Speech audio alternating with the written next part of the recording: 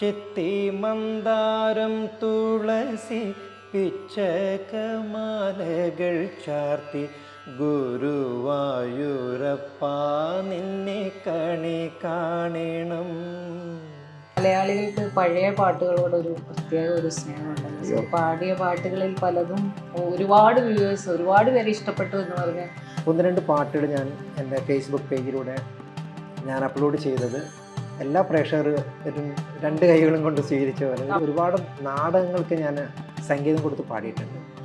ദേവരാജ മാസ്റ്ററുടെ ഒരു പാട്ട് കമ്പോസ് ചെയ്യുമ്പോൾ അതിൻ്റെ ആ വരികൾ എൻ്റെ ഒരു ഇമോഷനെ അടിസ്ഥാനമാക്കിയായിരിക്കുമല്ലോ അത് കമ്പോസ് പാടാൻ കഴിവുള്ള ഒരു വ്യക്തി എന്ന നിലയ്ക്ക് ദാസേട്ടൻ നമ്മൾ എത്ര ശ്രമിച്ചാലും മതിയാവില്ല. കാരണം അദ്ദേഹം പാടിയുള്ള ആ ശൈലി, ഇവർ പറഞ്ഞിരിക്കുന്ന കാര്യങ്ങൾ അതുപോലെ ചെയ്തത് കൊണ്ടായിരിക്കാം ദാസേട്ടൻ ഇത്രയും പാകപ്പെട്ട് വന്നിരിക്കുന്നതാണ് എനിക്ക് തോന്നുന്നത്. ഈ പാട്ടിൻ്റെ വരികൾ അതിൻ്റെ ഒരു ജീവനാണെന്ന് പറയുമ്പോൾ അതിൻ്റെ ഒരു രാഗങ്ങളാണല്ലോ അതിൻ്റെ ഒരു ആത്മാവെന്ന് പറയുന്നത്. ശ്രീരാമനാമം ജപസാരസാഗരം. വീട്ടിൽ വേറെ ആരെങ്കിലും സംഗീതത്തോട് താല്പര്യം? എൻ്റെ മകൻ നന്നായിട്ട് പാടും, വൈഫ് നന്നായിട്ട് പാടും, നല്ല ശബ്ദമാണ്. ഇപ്പോൾ ഈ സോഷ്യൽ മീഡിയ എന്ന് പറഞ്ഞൊരു സംഭവം ഇൻ്റർനാഷണൽ ഓഡിയൻസാണ് നമുക്ക് കിട്ടിക്കൊണ്ടിരിക്കുന്നത്. അപ്പോൾ പാരീസിൽ നിന്ന് ചില ആളുകൾ വിളിക്കുന്നു, ചിലപ്പോൾ അറിയില്ല.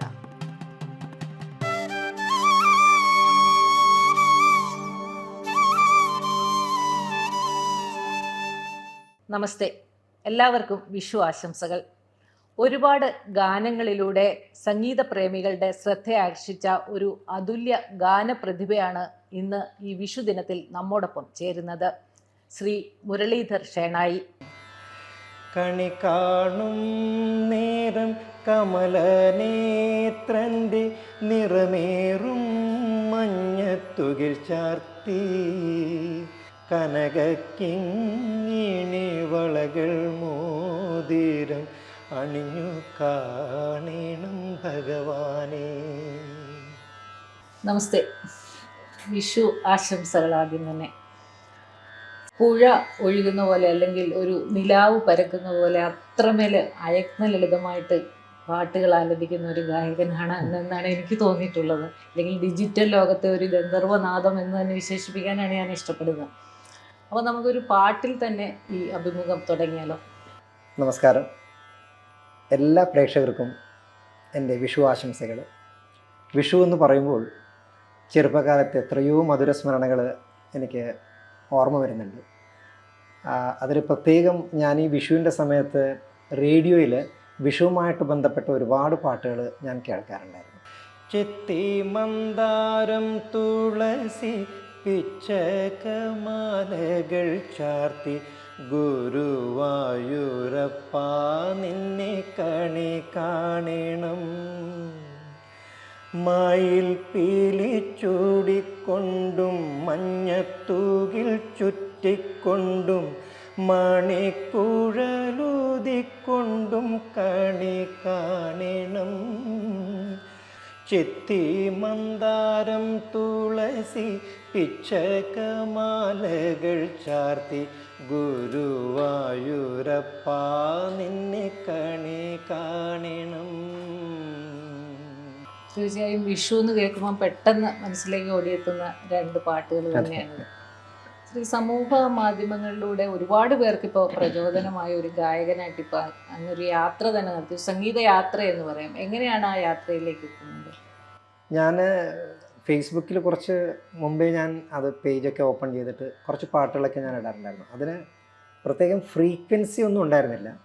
അപ്പോൾ ചിലപ്പോൾ വീട്ടിലിരുന്ന് പാടിയ പാട്ട് കുഴപ്പമില്ല, തിരക്കില്ല എന്ന് പറയുമ്പോൾ എടുത്തിട്ടിടും. അപ്പോൾ ഈ പാട്ട് റെക്കോർഡ് ചെയ്യുന്നതും വീഡിയോ എടുക്കുന്നതും അതിൻ്റെ പരിജ്ഞാനമൊന്നും എനിക്കുണ്ടായിരുന്നില്ല ആദ്യം. പിന്നെ ഈ കൊറോണയുടെ സമയത്ത് എൻ്റെ മകൻ ഒരു IT എഞ്ചിനീയറാണ് ബാംഗ്ലൂരിൽ. അവൻ കുറച്ച് കാര്യങ്ങൾ ഇതിനെക്കുറിച്ച് എനിക്ക് പറഞ്ഞു തന്നു, എങ്ങനെ റെക്കോർഡ് ചെയ്യണമെന്നും അത് വീഡിയോ എടുക്കുന്ന കാര്യങ്ങൾ പറഞ്ഞു തന്നു. അങ്ങനെ കൊറോണയുടെ സമയത്ത് ഞാൻ എല്ലാവരും പരീക്ഷണങ്ങൾ നടത്തുന്ന സമയം അപ്പോൾ കുറേ സമയം കിട്ടി. ഇപ്പോൾ എൻ്റെ ജോലി സംബന്ധിച്ച് നോക്കുകയാണെന്ന് പറഞ്ഞാൽ എൻ്റെ ജോലി സംസാരിക്കലാണ്. ഞാനൊരു മാർക്കറ്റിങ്ങുമായിട്ട് ബന്ധപ്പെട്ട ഒരു ജോലിയിലാണ്. കാനറ റുബിക്കോ മ്യൂച്വൽ ഫണ്ടിൻ്റെ മംഗലാപുരം സോണിൻ്റെ വൈസ് പ്രസിഡൻ്റായിട്ട്, സോൺ ഹെഡും കം വൈസ് പ്രസിഡൻ്റായിട്ട് വർക്ക് ചെയ്യാണ്. അപ്പോൾ ഒരുപാട് സംസാരിക്കുന്ന ജോലിയാണ് ഈ മാർക്കറ്റിംഗ് എന്ന് പറഞ്ഞാൽ അറിയാമല്ലോ. അപ്പോൾ അതുമായിട്ട് ബന്ധപ്പെട്ടതുകൊണ്ട് വീട്ടിൽ വന്നിട്ട് അത് പാടാനായിട്ടും അതുപോലെ പ്രാക്ടീസ് ചെയ്യാറുണ്ട് ഞാൻ ശാസ്ത്രീയ സംഗീതം. പക്ഷേ ഈ ലളിതഗാനങ്ങളും അതുപോലെ ഈ സിനിമാ ഗാനങ്ങളും പാടാനും കേൾക്കാനും ഒക്കെ അത്രയും താല്പര്യം കാണിച്ചുകൊണ്ടിരുന്നില്ല, കാരണം അത്രയും സമയത്തിൻ്റെ കാര്യങ്ങളൊക്കെ ഉള്ളതാണ്. അപ്പോൾ ഈ കൊറോണയുടെ സമയത്ത് ഒരുപാട് സമയം നമുക്ക് കിട്ടി. അപ്പോൾ ആ സമയത്ത് കുറച്ച് പാട്ടുകൾ ഞാനിങ്ങനെ പാടി റെക്കോർഡ് ചെയ്തു. അപ്പോൾ എൻ്റെ മകനെ എൻ്റെ അടുത്ത് പറഞ്ഞത്, അച്ഛൻ കുറച്ച് ഇത് പ്രൊമോട്ട് ചെയ്യാൻ നമുക്ക് നന്നാവുന്നുണ്ട്, അപ്പോൾ വീഡിയോ ഒക്കെ എടുത്തിട്ടിരുന്നുണ്ടെങ്കിൽ നന്നായിരിക്കും എന്ന് പറഞ്ഞു. അപ്പോൾ ഈ ജൂൺ മാസത്തിൽ, കഴിഞ്ഞ ജൂൺ 25 ജൂണിൽ 1-2 പാട്ടുകൾ ഞാൻ എൻ്റെ ഫേസ്ബുക്ക് പേജിലൂടെ ഞാൻ അപ്ലോഡ് ചെയ്തത് എല്ലാ പ്രേക്ഷകരും 2 കൈകളും കൊണ്ട് സ്വീകരിച്ച പോലെ ഒരുപാട് പാട്ടുകൾ. അതിൽ അതായത് ഞാൻ ഇവിടെ കൊച്ചിയിലുള്ള സമയത്ത് ഒരുപാട് നാടകങ്ങൾക്ക് ഞാൻ സംഗീതം കൊടുത്ത് പാടിയിട്ടുണ്ട്. അതൊരു 15-20ഓളം ആൽബങ്ങളിൽ ഞാൻ മ്യൂസിക് ചെയ്തിട്ട് പാടിയിട്ടുണ്ട്, പാടിപ്പിച്ചിട്ടുണ്ട്. ഒരു 10-200 പാട്ടുകൾ കമ്പോസ് ചെയ്ത് പാടിയിട്ടുണ്ട്. അന്ന് കുറേ സമയം ഉണ്ടായിരുന്നു ഈ സ്കൂളിലും കോളേജിലൊക്കെ പഠിക്കുന്ന സമയത്ത്. അന്ന് കൂടുതലും പാട്ടുകളും ഈ എൻ്റെ ആൽബങ്ങളും ഒക്കെ എൻ്റെ മാതൃഭാഷയുടെ കൊങ്കണിയുമായിട്ടുള്ള ബന്ധപ്പെട്ട സംഭവമായിരുന്നു. അപ്പോൾ പുറത്ത് ഈ കാലത്ത് കിട്ടുന്ന പോലുള്ള ഒരു ഓപ്പർച്യൂണിറ്റീസ് അന്ന് ഉണ്ടായിരുന്നില്ല. അപ്പോഴൊക്കെ ഒരു പാട്ടുകാരനാകണമെന്നുള്ളൊരു ആഗ്രഹം ഉണ്ടായിരുന്നു, വളരെയധികം ഉണ്ടായിരുന്നു. അന്ന് വീട്ടിലെ സാഹചര്യം എന്ന് പറഞ്ഞാൽ ഈ സാമ്പത്തികമായിട്ടുള്ള ഒരു വലിയൊരു സെറ്റപ്പ് ഉണ്ടായിരുന്നില്ല. അച്ഛനൊരു പ്രൈവറ്റ് കമ്പനിയിലായിരുന്നു, ഞാനത് ഷണായി. അമ്മയുടെ പേര് വത്സല ഷണായി. അപ്പോൾ അച്ഛനൊരു പ്രൈവറ്റ് കമ്പനിയിലാണ് വർക്ക് ചെയ്തുകൊണ്ടിരുന്നത്. അപ്പോൾ ഞാനൊരു പാട്ടുകാരനാകണമെന്ന് ഏറ്റവും കൂടുതൽ ആഗ്രഹിച്ചത് എൻ്റെ അച്ഛനാണ്. കാരണം അച്ഛനും അമ്മയും നല്ല ശബ്ദത്തിൻ്റെ ഉടമകളാണ്. അവർ രണ്ടുപേരും പാടാറുണ്ടായിരുന്നു അവരുടേതായിട്ടുള്ള രീതിയിൽ, പക്ഷേ ട്രെയിൻഡ് സിംഗേഴ്സ് അല്ല അവർ. അപ്പോൾ അച്ഛൻ എന്നെ കുറേ കാര്യങ്ങൾ പറഞ്ഞ് മനസ്സിലാക്കാറുണ്ട്, എങ്ങനെ പാടണമെന്നും ലളിതഗാനത്തിൽ ആ പാട്ടുകൾ നന്നാക്കാനായിട്ട് എന്തൊക്കെ ചെയ്യാമെന്നുള്ള കാര്യങ്ങളൊക്കെ അച്ഛന് കുറച്ച് ഐഡിയാസ് ഉണ്ടായിരുന്നു. അത് വോയിസ് എങ്ങനെ മോഡുലേഷൻ, വോയിസ് കൺട്രോൾ ചെയ്യണ രീതി. അപ്പോൾ നമ്മൾ പാടുമ്പോൾ ചില പാട്ടുകൾ വളരെ ഒതുക്കി പാടണം, ചില പാട്ടുകൾ ഇങ്ങനെ ചിലപ്പോൾ തുറന്ന് പാടേണ്ടി വരും. അപ്പോൾ അതെങ്ങനെ എവിടെയൊക്കെ നമ്മൾ അങ്ങനെ ചെയ്യണം എന്നുള്ളൊരു കാര്യം അച്ഛൻ ചിലപ്പോൾ പറഞ്ഞു തരാറുണ്ട്. അപ്പോൾ ഞാനത് ഏതെങ്കിലും വേദിയിൽ പാടുന്ന സമയത്ത്, കോമ്പറ്റീഷനൊക്കെ പാടുന്ന സമയത്ത് അച്ഛൻ വന്ന് ശ്രദ്ധിക്കും. അതുകൊണ്ട് പറയും ഇന്ന സ്ഥലങ്ങളിൽ നീ പാടിയ സംഭവം. അപ്പോൾ ഫോർ എക്സാമ്പിൾ, നീലഗിരിയുടെ സഖികളെ ജ്വാലാമുഖികളെ, അത് നീലഗിരിയുടെ സഖികളെ അങ്ങനെ പാടിക്കഴിഞ്ഞാൽ വ്യത്യാസം നമുക്ക് മനസ്സിലാവും. അപ്പോൾ ആ തുറന്ന് പാടുമ്പോഴും നമ്മൾ കൺട്രോൾ ചെയ്ത് ആ ശ്രുതി മനസ്സിൽ വിചാരിച്ചുകൊണ്ടാണ് ലയിച്ച് പാടുന്നതും അതിന് പ്രത്യേക വ്യത്യാസങ്ങളുണ്ട്. അപ്പോൾ പാടുന്ന ആളുകൾക്ക് ശബ്ദം എങ്ങനെ നിയന്ത്രിക്കണം എന്നുള്ളത് ഒരു വല്ലാത്തൊരു ട്രെയിനിങ് ആണത്. രാത്രി മഴ പെയ്തു തോർന്ന നേരം, കുളിർക്കാറ്റിലിലച്ചാർത്തുലഞ്ഞ നേരം, ഇറ്റിറ്റു വീഴും നീർത്തുള്ളി തൻ സംഗീതം ഹൃത്തന്ത്രികളിൽ പടർന്ന നേരം, കാതരയായൊരു പക്ഷിയൻ ജാലക വാതിലിൻ ചാരേ ചിലച്ച നേരം, വാതിലിൻ ചാരേ ചിലച്ച നേരം, ഒരു മാത്ര വെറുതെ നനച്ചുപോയി.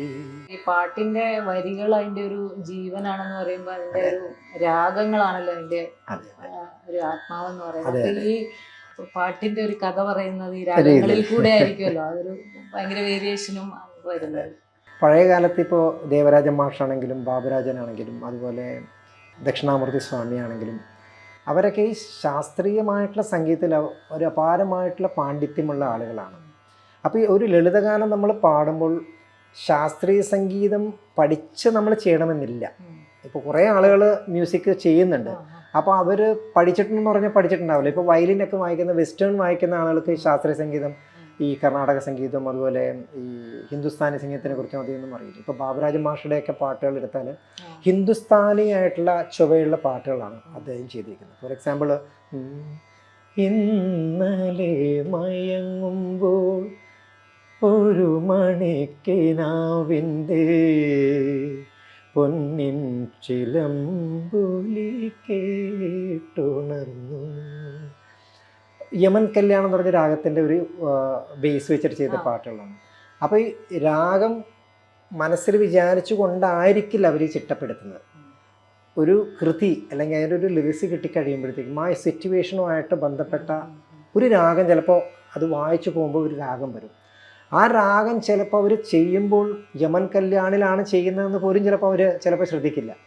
പാട്ടാവുമ്പോൾ യമൻ കല്യാണിൻ്റെ ഛായ വരുന്ന സമയത്തായിരിക്കും ചിലപ്പോൾ അവർ യമൻ കല്യാണം എന്ന് പറഞ്ഞ് ചിലപ്പോൾ ലാൻഡ് ചെയ്യുന്നത്. അവിടെ നിന്ന് ലളിതഗാനമായതുകൊണ്ട് ഒരേ സ്വരത്തിലും അല്ലെങ്കിൽ ഒരേ രാഗത്തിൽ തന്നെ വേണമെന്ന് ചിട്ടപ്പെടുത്തണം എന്ന് എവിടെയും നിർബന്ധമില്ല. വിണ്ണിൻ്റെ വിരിമാറിൽ മഴവില്ലിൻ മണിമാല, കണ്ണൻ്റെ മാറിങ്കിൽ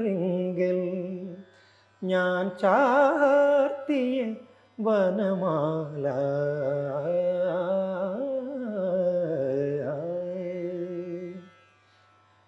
ഏതിനാണു ഭംഗിൻ്റെ പ്രിയ തോഴി എന്നു രാധ കൊഞ്ചിച്ചോദിച്ചു സഖിയോടായി, രാധ കൊഞ്ചിച്ചോദിച്ചു സഖിയോടായി. ഈ ചെയ്തിരിക്കുന്ന ഫ്രെയിംസിൽ 1-2 രാഗങ്ങൾ വരുന്നുണ്ട്, 2-3 രാഗങ്ങൾ. പാട്ട് തുടങ്ങുമ്പോൾ പെട്ടെന്ന് തോന്നും ബിഹാഗ രാഗത്തിന് പമഗ മഗ ഗമ പനിത പമ പഗ മഗ റിസ എന്ന് പറഞ്ഞ് തോന്നും. അവിടെ ഒരു ചെറിയൊരു മാറ്റങ്ങൾ വന്നിട്ട് ഗമധനി സാനിത മഗ മരേസ എന്ന് പറഞ്ഞ രാഗേശ്വരി എന്ന് പറഞ്ഞ രാഗമുണ്ട് ഹിന്ദുസ്ഥാനിയിൽ, അത് വന്നിട്ടുണ്ട് അവിടെ. പിന്നെ പല്ലവിൽ വരുമ്പോൾ റീമ പനിസനി നിസാനി, ആ റിമ പനിസാനി നിസാനി എന്ന് പറഞ്ഞാൽ ആ കാപ്പിയുടെ ഒരു ചായ അവിടെ വന്നിട്ടുണ്ട്. അപ്പോൾ ഒരുപാട് രാഗങ്ങളുടെ ഒരു സമൂഹമാണ് ഒറ്റ ഒരു പല്ലവിൽ തന്നെ കാണുന്നത്. ശ്രീരാമനാമം ജപസാരസാഗരം, ശ്രീരാമനാമം ജപസാരസാഗരം,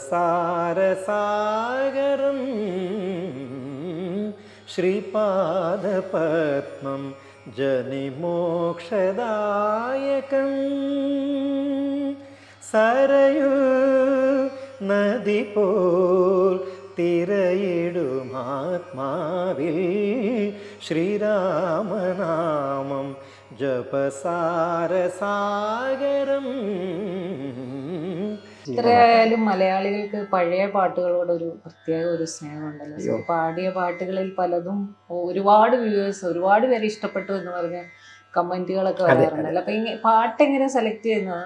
അത് ഞാൻ ചെറുപ്പത്തിൽ ഈ ചലച്ചിത്ര ഗാനങ്ങൾ വരുന്ന ഒരു സമയങ്ങളുണ്ട് റേഡിയോയിൽ, പ്രത്യേകം രഞ്ജിനി, വെള്ളിയാഴ്ച രാത്രി 10 മണി മുതൽ 11 മണി വരെ ഞാൻ കേൾക്കാറുണ്ടായിരുന്നു. അതിൽ വരുന്ന ചില പാട്ടുകൾ അറിയാതെ എന്നെ ആകർഷിക്കാറുണ്ടായിരുന്നു. അതെന്തുകൊണ്ടെന്ന് എനിക്കറിയില്ല. അപ്പോൾ ആ ചില പാട്ടുകളൊക്കെ പാടുമ്പോൾ ആ പാട്ടുകൾ കേൾക്കാനും പാടാനും ഒരു പ്രത്യേക താല്പര്യം, ആ രാഗങ്ങൾ കൊണ്ടത് ചെയ്തിരിക്കുന്ന ഒരു ആ ചെയ്ത ആളുകളുടെ ഒരു മഹത്വമായിരിക്കാം അതെനിക്കറിയില്ല. എല്ലാ പാട്ടുകളും എനിക്കിഷ്ടമാണെങ്കിലും ചില പാട്ടുകളോട് ഒരു പ്രത്യേക ഒരു അറ്റാച്ച്മെൻ്റാണ്. ഇപ്പം ഞാൻ ചെറുപ്പത്തിൽ കേട്ട് ഒരു പാട്ട് എനിക്ക് പാടി പഠിക്കണം എന്നാണ് എൻ്റെ മനസ്സിൽ തോന്നിയ ഒരു പാട്ടായിരുന്നു കായാമ്പൂ കണ്ണിൽ വിടരും കമലദളം കവിൽ വിടരും. അതെ, ആ പാട്ട് ദേവരാജൻ മാഷ് മോഹനരാഗത്തിലാണ് ചെയ്തിരിക്കുന്നത്. ഇടയ്ക്ക് മോഹന കല്യാണി വരുന്നുണ്ട്, നദി എന്ന് പറഞ്ഞ സിനിമയിൽ വയലാർ ദേവരാജൻ മാഷന്മാരുടെ 3-4 പാട്ടുകൾ നല്ല ഹിറ്റാണ്. ആ പാട്ടുകൾ അതുപോലുള്ള പാട്ടുകൾ ഇതിൽ കേൾക്കുമ്പോൾ എനിക്ക് അത് ആര് സംഗീത സംവിധാനം ചെയ്തെന്നോ ആര് എഴുതിയതെന്നോ ഒന്നും എനിക്ക് ആ സമയത്ത് അറിയില്ല. ഞാൻ പാട്ട് കേൾക്കും, പാട്ട് ഇഷ്ടപ്പെട്ട് അതിൻ്റെ കൂടെ ചിലപ്പോൾ പാടും. അപ്പോൾ ശ്രീകുമാരൻ തമ്പി സാർ എഴുതിയ ഒരുപാട് പാട്ടുകൾ അന്ന് ഞാൻ കേട്ടിട്ടുണ്ടായിരുന്നു. അത് അദ്ദേഹമാണ് എഴുതിയതെന്നും അങ്ങനെ ഇപ്പോഴും ജീവിച്ചിരിക്കുന്ന ഒരു ലെജൻഡാണെന്നും എനിക്ക് റീസെൻ്റ്ലി ഞാൻ ഈ പാട്ടുകളൊക്കെ പാടാൻ തുടങ്ങിയ സമയത്ത് എനിക്ക് വല്ലാത്തൊരു കൗതുകത്തോടെയായിരുന്നു ഞാനത് പാട്ടുകൾ പഠിച്ചതും അത് എഴുതിയെടുത്തതും. ശ്രീകുമാരൻ തമ്പി സാറെന്ന് പറയുമ്പോൾ തന്നെ ആദ്യം ഓർമ്മ വരുന്ന ചില പാട്ടുകൾ ഉത്തര സ്വയംവരം കഥകളി കാണുവാൻ ഉത്രാടരാത്രിയിൽ പോയിരുന്നു, കാഞ്ചന കസവുള്ള പൂഞ്ചേലയുടുത്തവൾ നെഞ്ചെയും അമ്പുമായി വന്നിരുന്നു. ഉത്തര സ്വയംവരം കഥകളി കാണുവാൻ ഉത്രാടരാത്രിയിൽ പോയിരുന്നു, ഞാൻ പോയിരുന്നു. ദക്ഷിണാമൂർത്തി സ്വാമി ചെയ്ത കരഹരപ്രിയ രാഗത്തിൽ ചിട്ടപ്പെടുത്തിയ ഒരു ഗാനമാണ്. അല്ല, ഇപ്പൊ നമ്മളിപ്പോ ഈ പഴയ ഗാനങ്ങളെ കുറിച്ച് പറഞ്ഞപ്പോൾ മറക്കാൻ പറ്റാത്ത ഒരു പേരാണല്ലോ ബാബുരാജ് മാഷ്. അതെ അതെ അതെ, അദ്ദേഹത്തിന്റെ പാട്ടുകളും പാടാറുണ്ടല്ലോ. പിന്നെ പിന്നെ പിന്നെ പിന്നെ ഇപ്പം ഞാൻ പറഞ്ഞ ഇന്നലെ മയങ്ങുമ്പോൾ ആ പാട്ട് ഞാൻ പാടാറുണ്ട്, റെക്കോർഡ് ചെയ്തിട്ടില്ല. അതൊന്ന് പിന്നെ കേട്ടു പഠിക്കാൻ ആഗ്രഹിച്ചൊരു പാട്ടാണ് സുറുമ എഴുതിയ മിഴികളെ. ഞാനത് പാടി ഫേസ്ബുക്കിൽ ഇട്ടിട്ടുണ്ട്. സുറുമ എഴുതിയ മിഴികളെ പ്രണയമധുര തേൻ തുളുമ്പും സൂര്യകാന്തി പൂക്കളെ, സുറുമ എഴുതിയ മിഴികളെ. പാട്ട് അതുപോലെ തന്നെ സാറ് ഹിന്ദി ഗാനങ്ങളും കുറെ ആലപിച്ച് കണ്ടിട്ടുണ്ട്, പ്രത്യേകിച്ച് മുഹമ്മദ് റാഫിയുടെ പാട്ട്. അതെ അതെ അതെ, അത് ഞാൻ എറണാകുളത്ത് വർക്ക് ചെയ്തുകൊണ്ടിരിക്കുന്ന സമയത്ത് ബോംബെയിൽ നിന്ന് എൻ്റെ ഒരു കൊളീഗ് അവിടെ ട്രാൻസ്ഫർ ആയിട്ട് വന്നു, ഷീബ ജോൺസൺ എന്ന് പറഞ്ഞു. അപ്പോൾ ഈ റഫിയുടെയും പിന്നെ കിഷോർ കുമാറിൻ്റെ പാട്ട് ഞാൻ കേട്ടിട്ടുള്ള പരിചയം ഉണ്ടായിരുന്നില്ല. അപ്പോൾ അവരാണ് ഷീബ ജോൺസൺ, അതെൻ്റെ ഒരു കൊളീഗ്, അവരാണ് എന്നെ അത് പ്രോത്സാഹിപ്പിച്ചത്. ആ പാട്ടുകളൊക്കെ മുരളിയുടെ ശബ്ദം നന്നായിരിക്കും. രംഗ് ഒരു നൂറ് കി ബാരാത്ത് കിസേ പേഷ് കरूं, ये मुरादों की हसी रात किसे पेश करूं, കിസേ പേഷ് കरूं എന്ന് പറഞ്ഞ ഒരു ഗസൽ. ഒരു ഞാൻ ജനിക്കുന്നതിന് മുമ്പായിട്ടൊരു സിനിമയിൽ മുഹമ്മദ് റാഫി പാടിയതാണ്. അതുപോലെ അവർ എഹ്സാൻ തെരാ ഹോ ഗാ മുझ पर ദിൽ ചാഹത്താ ഹേ വോ, ഈ പാട്ടും അവർ സജസ്റ്റ് ചെയ്ത്, അവർ കാസറ്റും അതുമൊക്കെ ആയിട്ട്, അന്ന് കാസറ്റൊക്കെ ആയിരുന്നു, ഒരുപാട് സഹായിക്കാറുണ്ടായിരുന്നു. അതുകൊണ്ട് കുറച്ച് പാട്ടുകൾ ഞാൻ അന്ന് പഠിച്ചു. പിന്നെ ഇപ്പോൾ നമുക്ക് ഒരുപാട് സൗകര്യങ്ങളുണ്ട് പാട്ട് പഠിക്കാനൊക്കെ ആയിട്ട്. അപ്പോൾ അതുപോലെ തന്നെ തമിഴ് പാട്ടുകളും നന്നായിട്ട് കൂടുതലായിട്ട് പാടുന്നുണ്ടല്ലോ. അതെ അതെ അതെ, ആ പാട്ടുകളൊക്കെ കേൾക്കുമ്പോൾ കിട്ടുന്നൊരു പ്രേരണയാണ് ഈ കുറേ തമിഴ് പാട്ടുകൾ, യേശുദാസിൻ്റെയും അതുപോലെ എസ്.പിയുടെയും പാട്ടുകൾ. കലയേൻ വാഴ്ക്കയിൻ ദിസை മാറ്റിനാய் നീല്ലയേ നാനില്ലയേ ആ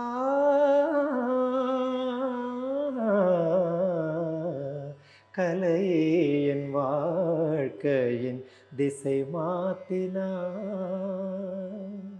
എം രാജ പാടിയ ഒരു പാട്ടാണ്. അച്ഛനെ എം രാജയുടെ ഒരുപാട് പാട്ടുകൾ അറിയാമായിരുന്നു. അമ്മ என்றழைக்காது உயிரில்லையே, அம்மாவை வணங்காது உயர்வில்லையே, நேரில் நின்று பேசும் தெய்வம் பெற்ற தாயன்றி வேறொன்று ஏது, அம்மா என்றழைக்காத உயிரில்லையே, അമ്മാവൈ വണങ്ങാതെ ഉയർവില്ലയേ.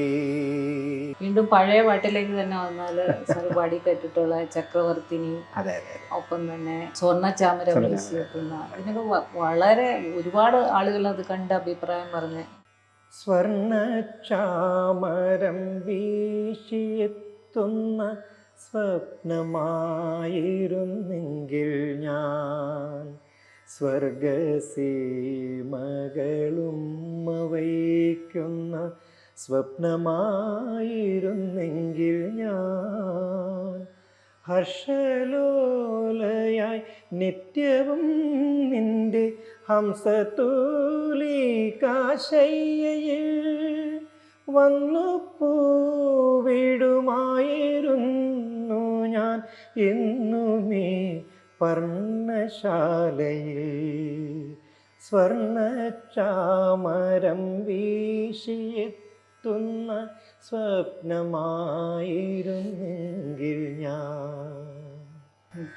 ദേവരാജ മാസ്റ്ററൊക്കെ ഒരു പാട്ട് കമ്പോസ് ചെയ്യുമ്പോൾ അതിൻ്റെ ആ വരികൾ എൻ്റെ ഒരു ഇമോഷനെ അടിസ്ഥാനമാക്കിയായിരിക്കുമല്ലോ അത് കമ്പോസ് ചെയ്യുന്നത്. തീർച്ചയായിട്ടും. അത് ഒരു ഗായകൻ എന്ന നിലയിൽ ആ ഇമോഷനെ എത്രമാത്രം ഉൾക്കൊള്ളാൻ സാധിക്കുന്നു? അത് വല്ലാത്തൊരു ബുദ്ധിമുട്ടുള്ള ചോദ്യമാണ്. അത് അത്രയും കഴിവുള്ള ഒരു ഗായകനാണെങ്കിൽ മാത്രമേ ദേവരാജ മാഷ് പോലുള്ള ആൾക്കാരുടെ ആ ഭാവങ്ങൾ, ഇപ്പോൾ ദാസേട്ടൻ തന്നെ ചില സ്ഥലങ്ങൾ പറഞ്ഞിട്ടുണ്ട്, അവരുദ്ദേശിക്കുന്ന ഏകദേശം നമുക്ക് അടുത്തെത്താൻ സാധിക്കുമെന്നല്ലാതെ ഈ ദേവരാജ മാഷ് തന്നെ ഈ ചെയ്തിരിക്കുന്ന ചില ദാസേട്ടൻ പാടിയ പാട്ടുകൾ ദേവരാജ മാഷ് പാടിയിട്ടുണ്ട്. അപ്പോൾ അത് കേൾക്കുമ്പോൾ നമുക്ക് മനസ്സിലാവും ദാസേട്ടൻ പാടിയതിൻ്റെ ഭാവവും ദേവരാജ മാഷ് പാടുമ്പോഴുള്ള ആ വ്യത്യാസങ്ങളും ചെറിയ ചെറിയ വ്യത്യാസങ്ങളും മനസ്സിലാക്കാൻ സാധിക്കും. പ്രത്യേകിച്ചും ബാബുരാജൻ സാറ്, ബാബുരാജൻ മാഷുടെയൊക്കെ പാട്ടുകൾ അദ്ദേഹം പറഞ്ഞ പോലെ പാടുക എന്ന് പറഞ്ഞാൽ വലിയ ഹിമാലയൻ ടാസ്ക് എന്ന് പറഞ്ഞ് ദാസേട്ടൻ പറഞ്ഞിട്ടുണ്ട്.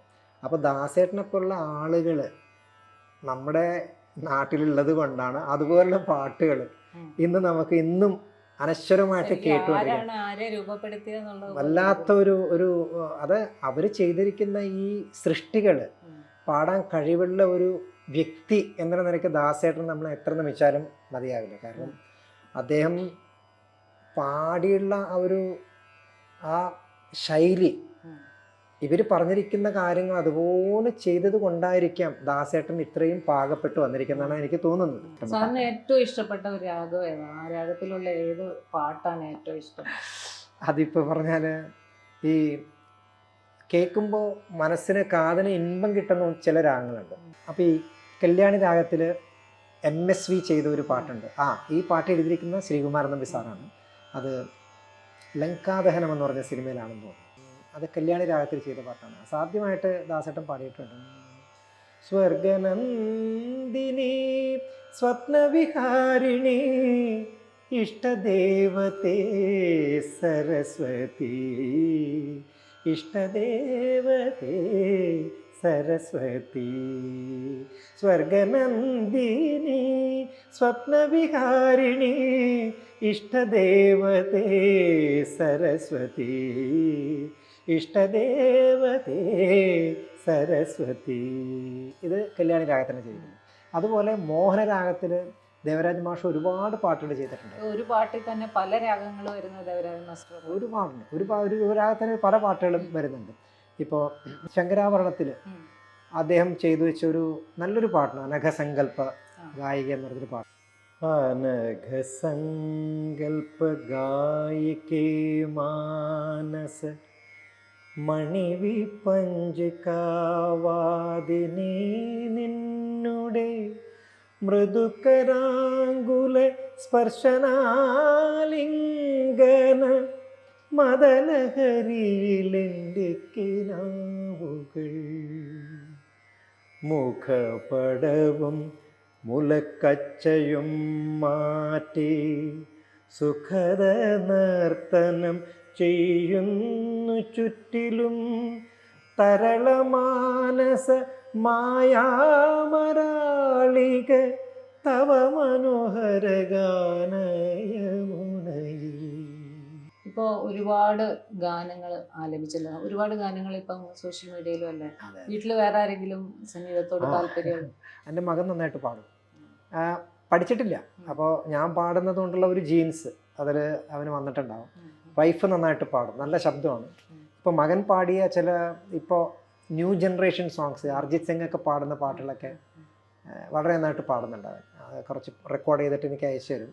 അപ്പോൾ ഈ വീഡിയോ എടുത്തിടാനായിട്ടുള്ള ഒരു മടിയുണ്ട്. അപ്പോൾ ഞാൻ കഴിഞ്ഞ ദിവസം നിർബന്ധിച്ച് ഒരു വീഡിയോ എടുത്തിട്ട് ഒരു പാട്ടിൻ്റെ വീഡിയോ എടുത്ത് ഇട്ട് കുറേ ആളുകൾ നല്ല അഭിപ്രായം പറഞ്ഞു. അപ്പോൾ നല്ല കഴിവുണ്ട് പാടാനായിട്ട്. വൈഫാണെങ്കിലും പഴയ ഹിന്ദി ഗാനങ്ങളൊക്കെ നന്നായിട്ട് പാടും.